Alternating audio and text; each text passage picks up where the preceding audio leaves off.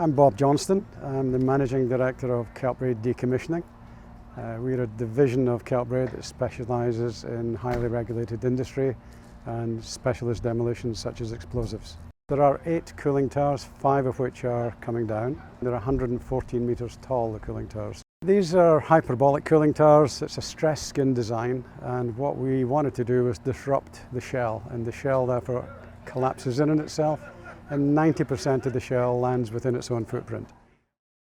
A number of liaison meetings with the local community and the police, not just highways, local police, local councils, stakeholders, local businesses. So we had to bring those all into account as well. So and we've had to do some logistics around that, protect some of their assets, things like that, which is all good. Today just was the culmination of it all. The design was to mobilise the cooling tower forward.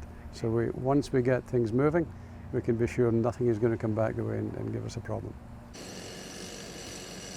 We drilled around about 3,000 holes. We put a charge line in the shell with verticals and horizontals. That basically gets the shell to crack, gets the turn on the shell.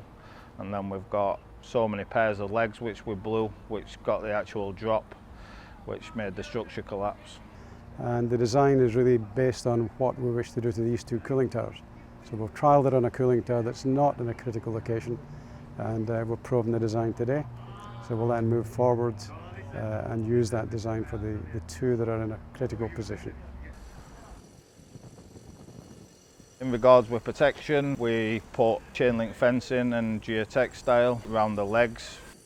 On the shell, we put a wire rope bond through the shell, which we connected the chain link to, and the geotextile, which then was in turn every 3 metre, had a wire bond to hold it in place to stop the explosive flying out and just keeping it all contained so that we didn't get too much spread and didn't cause any damage.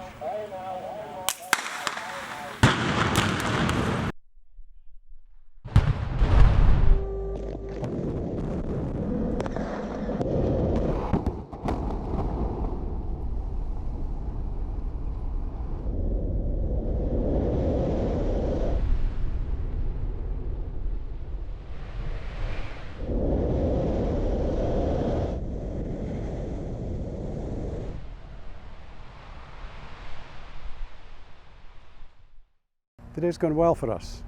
It's taken a long time, a long process through tendering, contractor selection and working with the SSE team. We've carried out a lot of cooling towers and this one behaved just the way we expected it to do. We've got to clear the walls, clear the floors, make sure there's no cracks in the floors because we've got voids either side. So we're pulverising also here, where you can see with the machine, breaking an entrance into the cooling tower, so then all this can be pushed in and we'll process it inside the cooling tower. So the main thing is not to have to run material off-site and use it as part of a green policy of the company.